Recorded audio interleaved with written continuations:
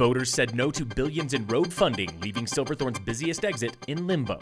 Phil Lindeman, Crystal 93 News. First, Keystone is back in the opening day game. Earlier this month, resort officials announced they're upgrading snowmaking across the front side of the mountain for better, more consistent coverage earlier in the year to challenge A-Basin or Loveland for first turns of the season.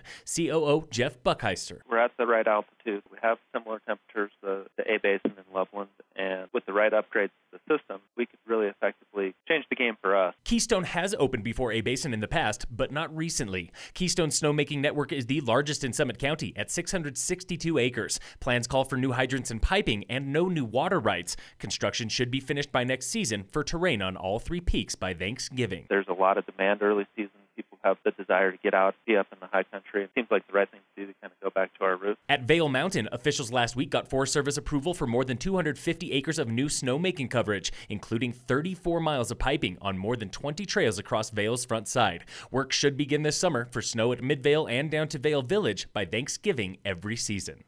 Colorado voters this November said no to billions of dollars in highway improvements, and that's putting Silvethorne's exit 205 in a rough spot. We felt like that would be one of the only ways that might happen in a reasonable time frame. So we're certainly disappointed when that didn't move forward. I think many communities were. That was Ryan Highland with the town. Exit 205 is one of the most congested intersections in Summit County. Since 1991, traffic there has increased 60%, and redoing the exit costs about $24.7 million.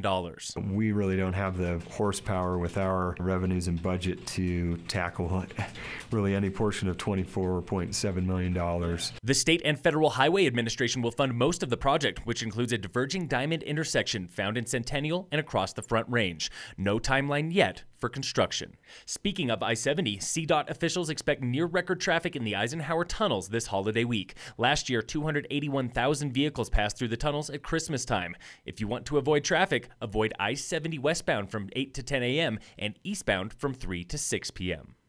Here's a resolution you can keep this holiday. Don't feel guilty for indulging in mom's homemade cookies. People that are the most successful over the holidays are those that have learned to kind of incorporate those foods at this time of the year. That was Gretchen Broker, a dietitian with St. Anthony's Summit Medical Center. Healthy eating is tough at Christmas time, but she says the best way to watch your waistline and avoid guilt is plan ahead for your favorite foods. I hate the whole concept of good and bad food. It doesn't mean you can't have sweet potatoes. It's just that if you're having a sweet potato, you still need that green leafy salad or green beans, asparagus. At the dinner table, Broker recommends leafy green vegetables. They're nutritious and filling, and replacing white breads with whole grains or quinoa. Her Christmas spread comes with lean turkey and ham, sweet potatoes, green bean casserole with fresh greens, and lefse, a traditional Norwegian flatbread.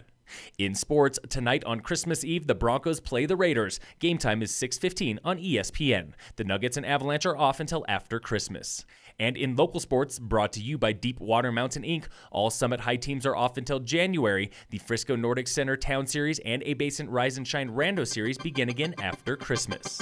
Phil Lindeman wishing you a Merry Christmas Eve on Crystal 93.